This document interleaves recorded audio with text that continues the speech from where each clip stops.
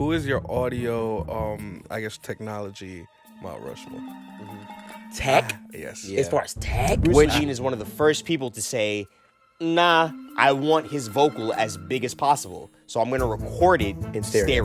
And to this day, it is still one of the most heralded converters on earth. Do you think you'd be able to sub any of the other previous 3 for Les Paul?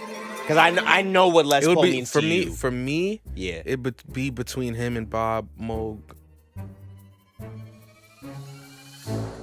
Hey, real quick, just had a huge favor that I wanted to ask you, and that is, could you please subscribe to the channel? It would mean so much to the growth of this podcast, as well as ensure that we're able to do more and more cool things on this channel on a weekly basis. So once again, it would mean so much. It would be a huge favor to us, and it would help us so much. Please subscribe to the channel. Okay, now, back to your episode. Personal favorite of mine. Okay, it's who? Shout out Leon Thomas, man. Because Shout out I'm Leon. just like, I'm just a fan. I've been a fan, and I'm just so glad to continue being a fan. Right. And you shot, so what you're saying is you shot the, you just told me off camera, you shot the, you shot something? I said that? I'm kidding. I know. Wait, is it out? Yeah. It's Oh, out. I was so scared. I was like, oh, wait a minute, you tell me privately? Check out wherever you can the Elliot Wilson Experience. He's coming back with a new show. Shout out. Me and Pierre of NTK Studios shot that and engineered that podcast, et cetera, et cetera. Mm-hmm. But yeah, like Super dope. It was really cool to like, especially and also to in this climate, right? And I hate to be that guy. But it is pretty cool to see certain other artists that have still like found their careers post that point. Just like citing Drake, like, yo, I'm not gonna lie, before that CLB album, like, you know, like things were like, you know, things were going good.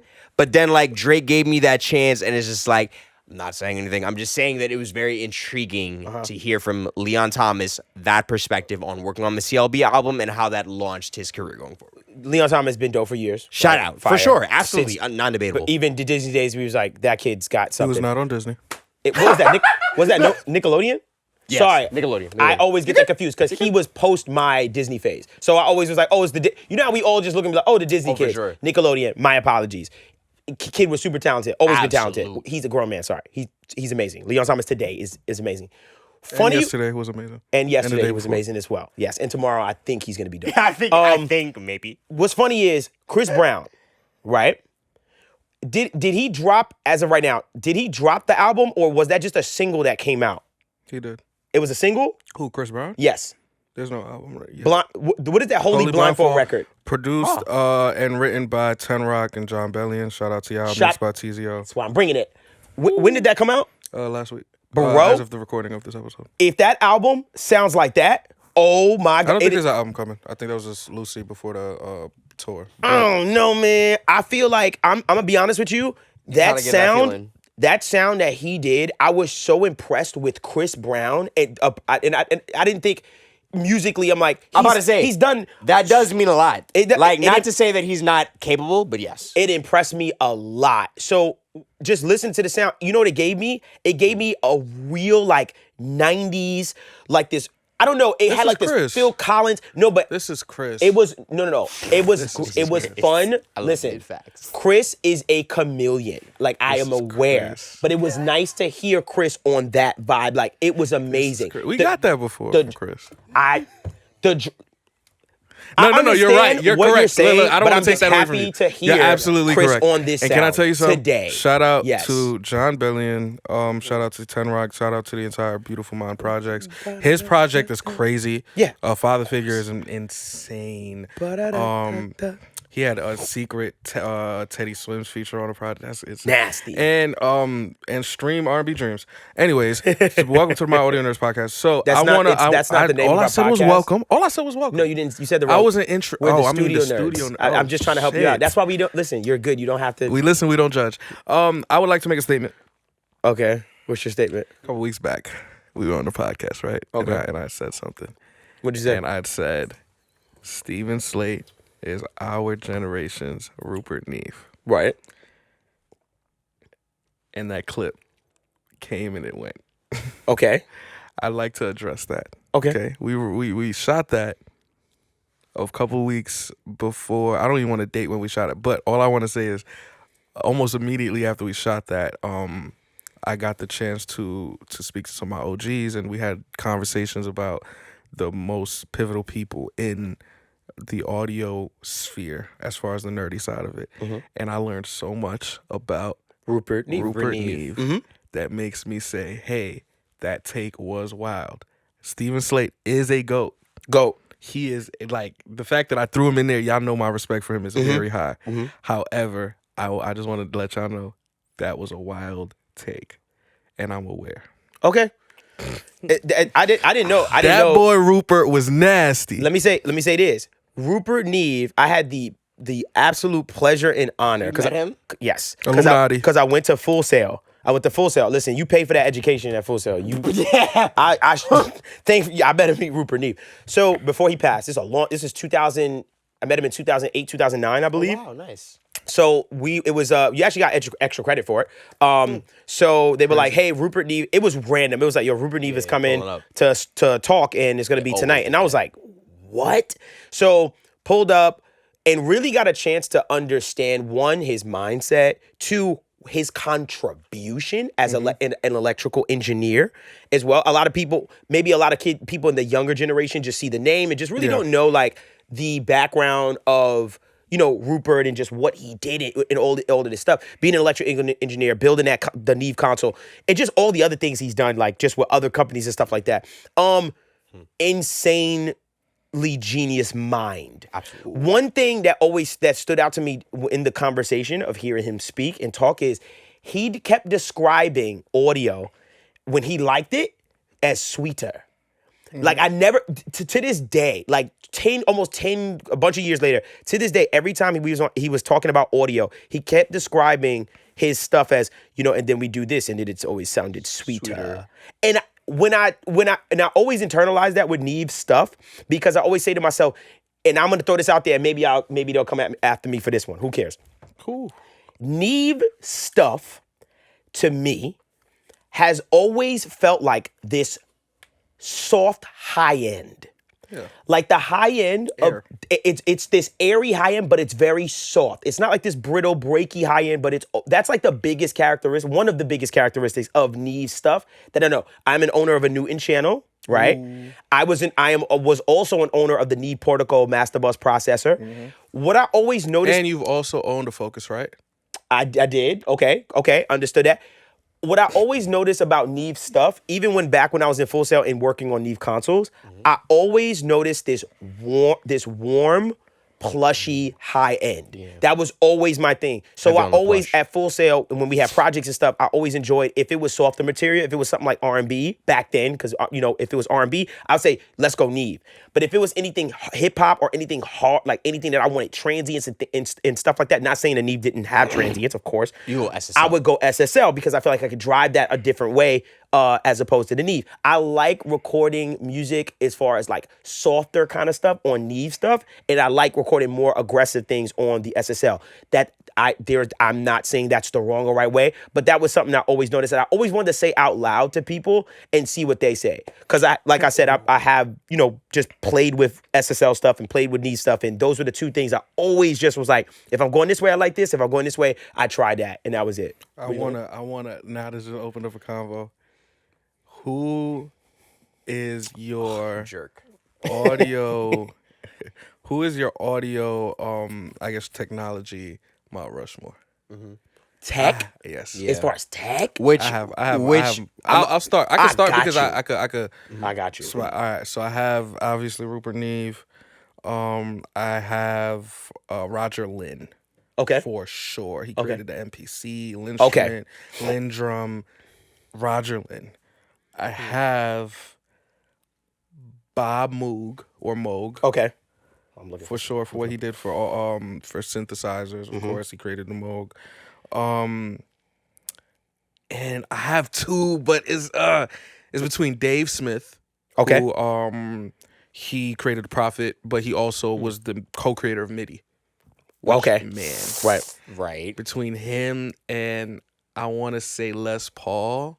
Who innovated multi-track recording, but he also innovated solid body guitars, of course. Do you think you'd be able to fit in. That's the guy. number 4. Do you think you'd be able to sub any of the other previous 3 for Les Paul?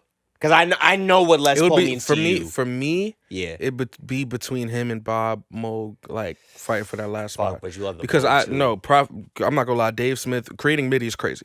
That's what I'm Without saying. I'm MIDI, like, Dave Smith has to be there.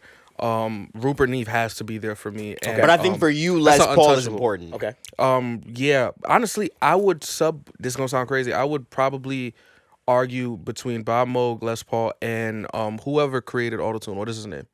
Oh, I forgot his name. The engineer who used, what was it? I'm looking. The story of Autotune it wasn't made for It wasn't. vocals, right? It was made for something. I forgot the story, the backstory of it. It was but like man, something if you that could find took that, bro. signals and it. Yeah. And who else you got? That was my 4. That's your 4. So great. That was great. I said you. I like that you put us here. Andy Hildebrand. I was literally about to Okay. ask you if that's my fault. But yes. Okay. Absolutely. By the way, there's so many other innovators. Inventors, I got you. But I want to hear y'all. I got you. First person I'm gonna throw up there is Phil Spector. The reason why I'm gonna say Phil Spector because he is heralded with creating the wall of sound, right? Where basically the technique of layering Yeah. is he was a big part of like layering sound to create like what we hear today. Layering sound, like I guess people back in those days weren't thinking about layering guitars or layering vocals, and he is one of the people that are heralded with the wall of sound. And at Full Sail, he was like one of the like Bible, like you know what I mean. Like Phil Spector is one of those people that created such a powerful technique in audio. And just his contribution with all of this stuff, Bruce Springsteen, a bunch of people. Next, I'm gonna go with Betty Bennett, who is the CEO of Apogee. What a lot of people may not know, and I might be wrong because obviously I'm a consumer. I just read things. Is Apogee was one of the early people to figure out conversion from analog to digital to actually sounding good. Because they figured out, I guess, anti-aliasing technology, and that's what made like Apogee like this huge, immense like game changer because they were one of the people that were on the forefront of getting actual analog to actually sound good. So to the conversion of analog to digital, like in our computers. They didn't.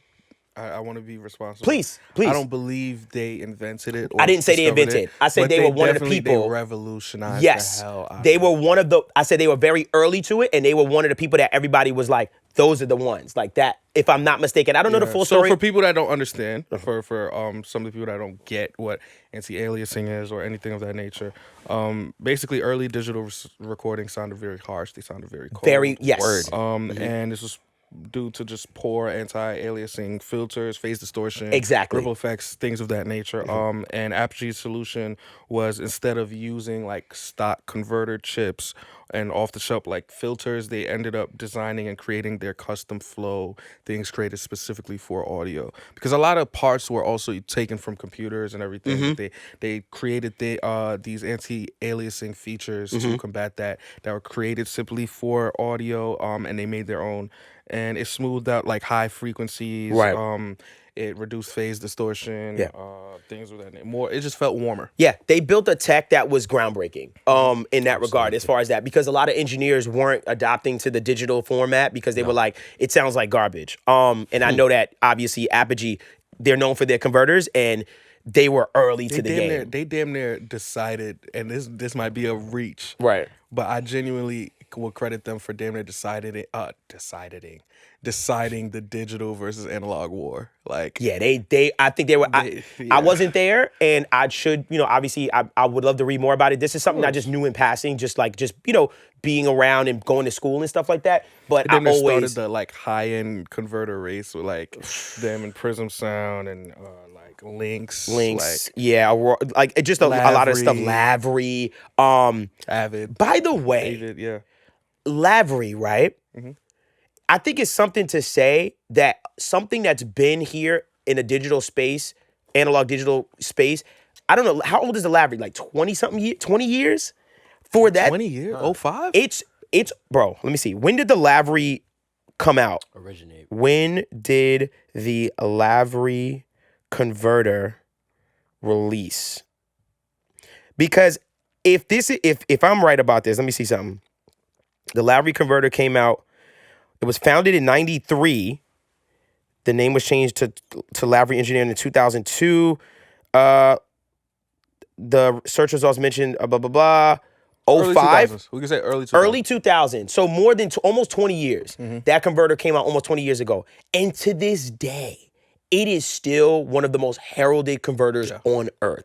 And I thought that was so powerful because I was looking at Ohad, and Ohad has one. Now, I'm not sure which one he has in the satire. Like, I know there's different ones and stuff like that. I'm not sure which one he has. But there's a lot of mastering houses that still got that Lavery converter. Not sure if it's the older one, but it is something to say about that company. It's just like, bro, just how they've been able just to stay top of the line for that, like, for as long as they have. But I feel like that for a lot of like hardware, like the Fairchild came out in the 50s. And, Right. The Neumann's Right. in the fucking 40s, right? Right. So it's just like the fact that these things still, like, in all the advancements we've made, these still hold up is like, oh, you guys were literally from the future. For sure. 2A, I think, came out in 62, bro. Crazy. I Pultec can't was the name 50s, you I a think. lot of people that were born in 62. Yeah, same. The Pultec came out, I believe, in the 50s. I think it was called Pulsar, was the company at first. Even the Distressor turns 30 this year. Yo, the Distressor is, remember, and I got killed for this. Pulsar? I get you. Is that I know where we went. This episode is supported by Colossal. And today we're excited to tell you about Drops, their brand new product for producers and beat makers. When selling beats and collaborating with artists online, us producers are jumping around to different apps. File sharing, emails, DMs, and payments, and it can get really overwhelming to stay on top of it all. This is where Drops by Colossal comes in. It brings together all the essential tools and simplifies the whole beat buying and selling experience. Creating a drop is super fast. Just upload your beat to Colossal and you get a unique drop link that you can share with artists in DMs on your socials. Drop is one of the best experiences that you as a producer can give to an artist that you work with. It looks amazing. An artist can buy a license in seconds. And when you sell a beat, you instantly get paid to your PayPal account. Drops is free to use with no subscription fees and available right now. Sign up at colossal.fm/producers to get started. I don't think it's a correlation. I don't think it's a correlation. Cool. That'd be crazy. What I said? Freak. What was it? Distressor. The Distressor. I remember I got killed for this, but I knew what I meant, but I didn't articulate it well enough. I said the Distressor is probably like the newer of the analog world that was like a banger, and people were like, it been out for, when did it drop? Like 07 or 2017? What? The Distressor in 95. Paracord. 95? 95. See, and that's where I got my information wrong. Because I always thought that Distressor came out like 2000, like around 2008 or something like that. Because that's when it started to blow up when I was in school. I started seeing mad people like, you gotta get a Distressor. But it'd been around for a long, I didn't know that. I thought it came out like it was a more recent piece. By the way, my apologies. I'm going back. I would swap out, to answer your question, I would swap out before the auto-tune guy, pardon. And before, I would swap out Bob Moog for Les Paul, because Les Paul did develop multi-track recording. And That too, he is the father, the father of multi-track. Yeah. Yes, I didn't know that. He is also. They also give him that too. Yes, By the absolutely. way, so yeah, what is the oldest piece you think that like is still widely used? Created. Like, I know Neumann was super early. I think this is gonna sound so crazy. It might get us flagged. Sorry. But But easy. I know where they you're created going. the first condenser mic, which was called the. Yes. Can I say it? No, just for sensitive reasons. The like, point is the point. Like, yeah, But, they had an I know old the mic. TLM. I'm not the TLM. The U47 47 was made in 47. Of course. Yes. I think. What is the piece? Pardon, the EQPA. I mean EQP1A. That's what I was talking about. It was in the 50s. 51. It was in the 50s, and it was made for radio. Is that the oldest piece that's still in big studios? Might be. Maybe, because that was my answer to you. I was gonna say, yo, I think the Pultec is the one. It was made for radio back in the day, and it was because I guess makeup gain, and that's because the tubes was the big thing as far as at turning things up back in the day as far as input stage. Low end boost attenuation. Yes, and it still lasted all these years. So that is interesting. I think the Pultec is a legendary piece. But who else is on your list? My other person on my list is gonna be four slots. I get so you. You gave us one, right? I did three. I said Betty Bennett, yes, who's CEO of Apogee. I said Phil Spector, and then I also wanted to say I'm saying Rupert Neve. Of course, Rupert Neve is one of those people for me. And then fourth, you said Les Paul, which is great. That was amazing. I don't know. Who would be my fourth person? I know somebody's yelling in the My comments boy right Roger now. Lynn is going. Man, he's the one.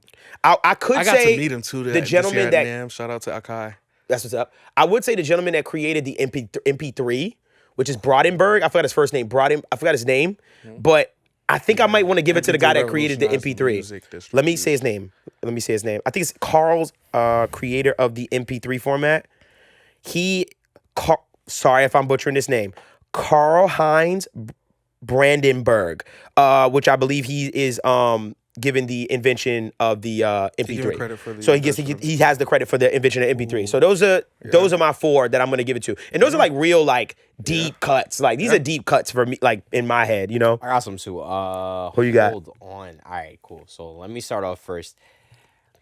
My first position, my GW position is going to be for two people, like as one. The GW What does that mean? George Washington. Oh, The I George was so Washington. confused. I was like, what's Founder. GW? I was like, The what founder position, My fault, I'm not OG. gonna lie, has to, because I'm surprised that none of the three of us have brought this up. Who? But my GW position has to go to a two-person, but just as one person kind of thing. Harvey Fletcher and Wilden Munson for the Fletcher-Munson curve. Wow, that's kind of cool. Okay, I Like, respect that. That's how we Perceive. measure Right. everything. I respect Then going into someone who you'll appreciate, Alan Bloomlin, because I was like, now that I'm thinking about it, who the F is quote unquote on this side of the globe responsible for discovering stereo? Alan Bloomlin. Shout out to you, my boy. Really? Who also You've been helping my arguments lately. I didn't know that. So check Who this out knows? for you.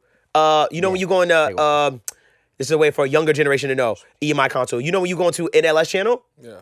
What's the last one? It's a SSL, a Neve, and I believe the last one is an EMI. No, Neve is the last one. So what's the Spike, Mike, Nevo? Spike, Mike, Nevo. So I think it's Mike. I think Mike's SSL, is a EMI, Neve. I think that's an EMI. So for wait. people, yeah. I think. Sorry if I'm wrong. One day we're gonna have a convo about the Harrison boards, and I'm gonna leave it there. The Harrison You've had a chance to boards. touch them? Boy, I don't know what they sound We're like. gonna leave it there. Okay. You got to touch a Harrison board? No, You got such a Harrison board? we're gonna leave it there for now. Okay. Apparently, that's what Mike used on Thriller. A Harrison board? Yeah, apparently.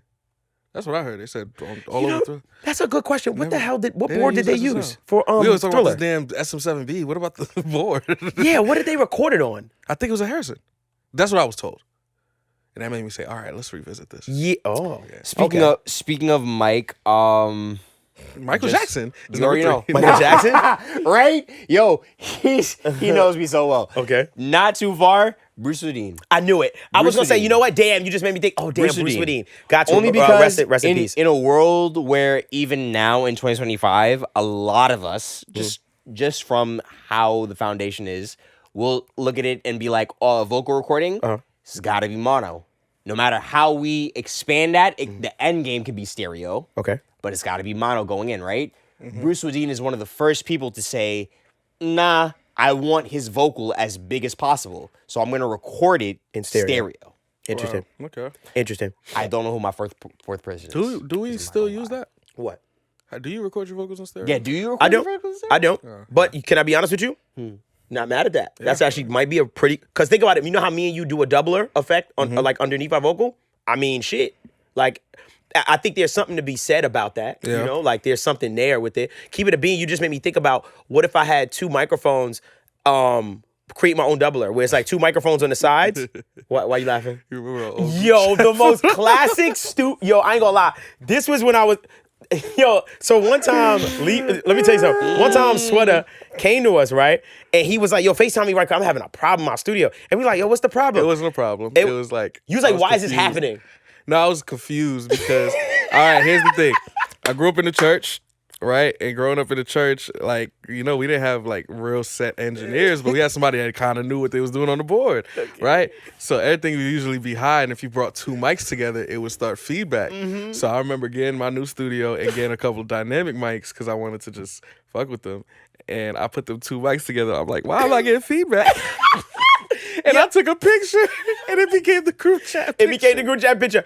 So he was taking two microphones, like And two basically front making them address, kiss. and Like- making them kiss. And he was like, why? He was like, yo, bro, why am I getting feedback when I do this? I was No, like, I'm not getting feedback. oh, And why then- am I not? And then he said, yo, just bring it to the speaker, bro. I said, just bring it to the speaker, my boy. And then I said, also, I said, Sweater, what scenario in music would I do that?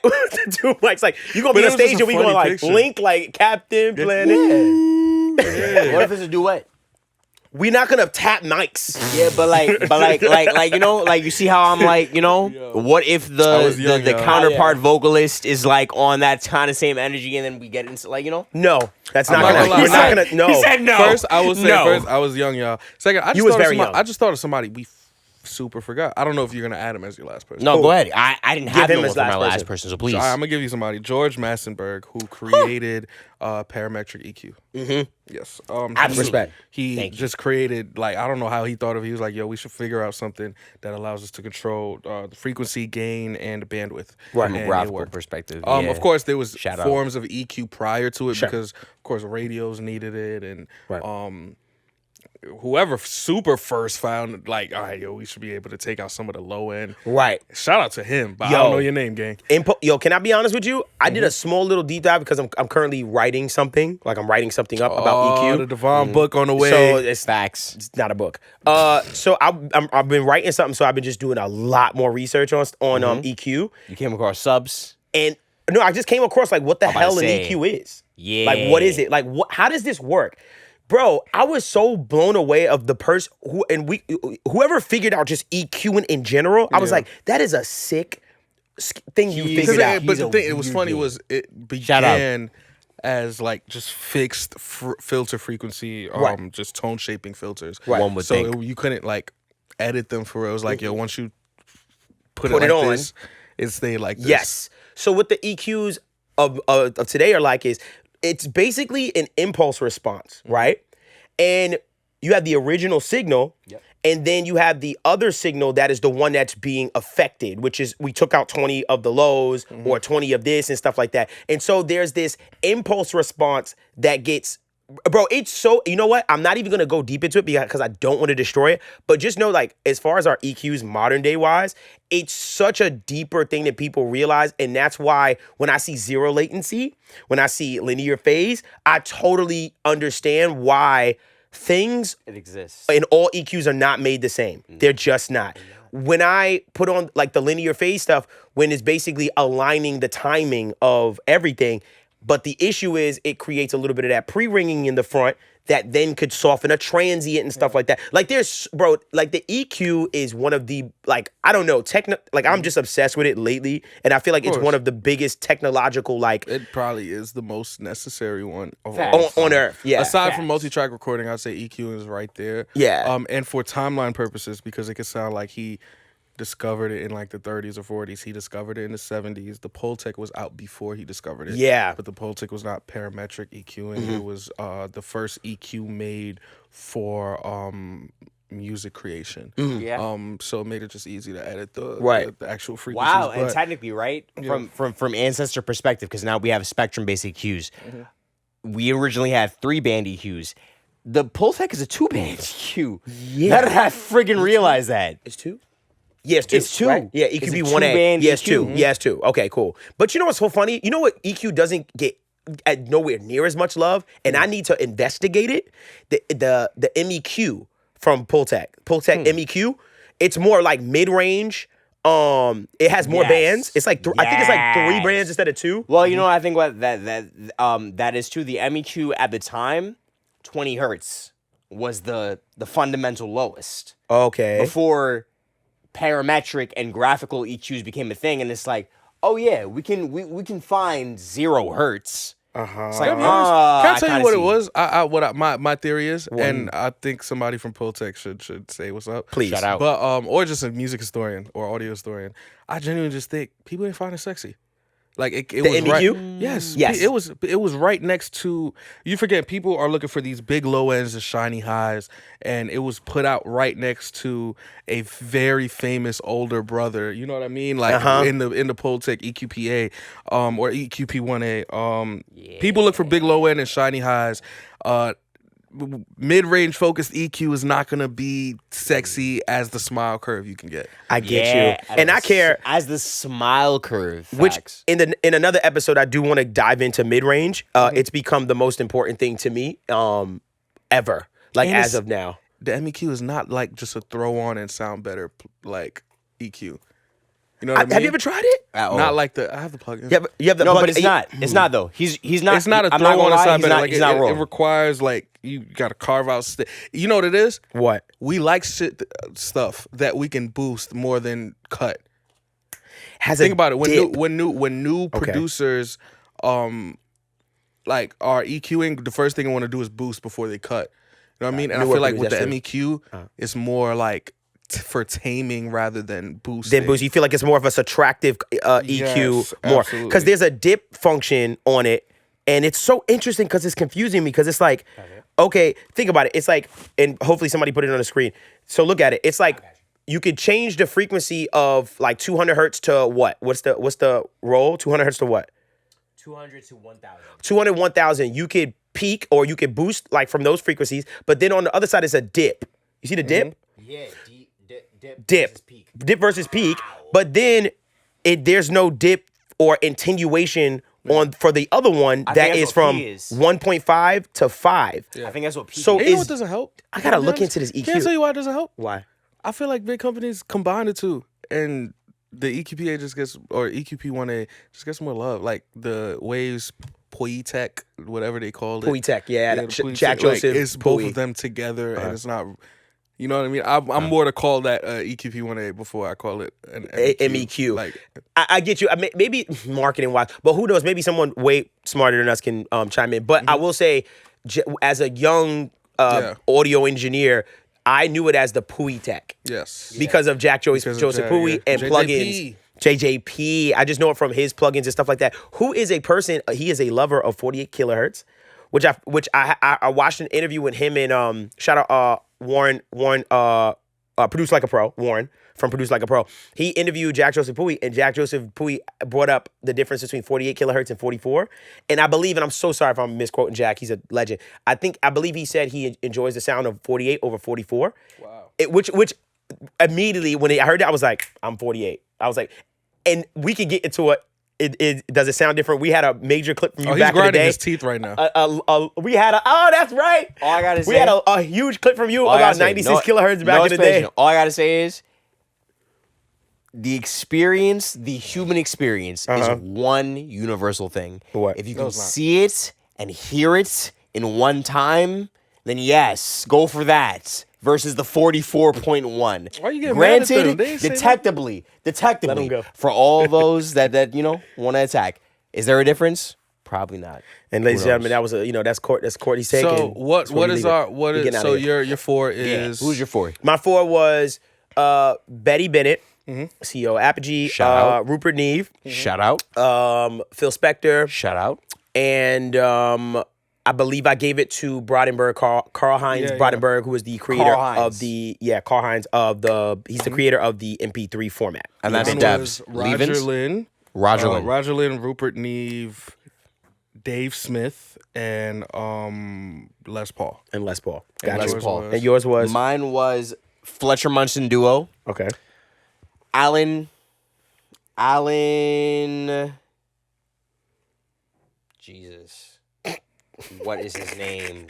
Christ almighty. But yes, him, Bruce Wadeen. I'm sorry, yeah, that is Let's wild, figure out yeah. his name. Let's figure out his name. Bruce Wadeen for sure. Okay. The first condenser mic, that's what it was. Who is responsible? Golly. For the first condenser know. mic? Yeah, because when you said it was like, should I say it? I was like, I'm kind of Norman. intrigued. Was it But Norman? I think so. I think it's him, yeah. because Like, they used to call it the Adolf mic. that's what it was. I didn't And we'll call it figure that the out. real- We'll yeah. figure that out, yes. But Alan Blumlin for 3. And then who was the 4th that you gave me? George Massenberg George Massenberg. George Massenberg. Facts. Got you. invented the parametric EQ, y'all. Word. Well, And please it's not- let us know also y'all Mount Rushmore for audio engineering, as well as here's where I wanted to begin this episode once LJ there's two actually people. addressed this comment, huh? There's two people we're forgetting too. Do you think? Hit it so we can get out of here. Tony Agnello. Uh-huh. If I'm not mistaken, he was like big on like harmonizers, like pitch shifters. He founded Eventide. Oh, really? That guy. I think Delayed too. Really? I think so. If I'm wrong, I'm wrong. He liked to play with phase. And then, if I'm not mistaken, Peter Vogel, Okay. who founded the Fairlight. Is that what it's called? Fairlight. I think CMI? so. Fairchild? No, Fairlight CMI. Just sampling. Early, just a super early like Wow. algorithm for sampling. Okay. There was another dude who founded Roland. I don't know how to say his name. It's like Kakehashi or something like that. Okay, got you. But the TR-808, 909. Classic, There are a okay. bunch of amazing inventors. I like this history episode. I'm a Yeah, history me too. geek. But that's enjoyed we all got our four. Four off, and that was it. Well, leave thank y'all you. 4 in the comments. Yes, please tell me who we missed. I'd love to hear who we missed in the comments. It's And great for also, people to too, know. as an engagementative, interactive response to LJ's correction. Whatchamacallit, who do you think versus Steven Slate compares in terms of impactfulness to the audio engineering community? I'll leave it on that. In a modern All right. sense, and who knows? We'll give one of y'all. Actually, whoever comments a really, really dope comment, you're gonna get a free plugin. So, I mean, might as well put some effort. Thank Facts, y'all. right? Appreciate y'all for tuning in. Make This it has been good. the My Studio Nerds podcast.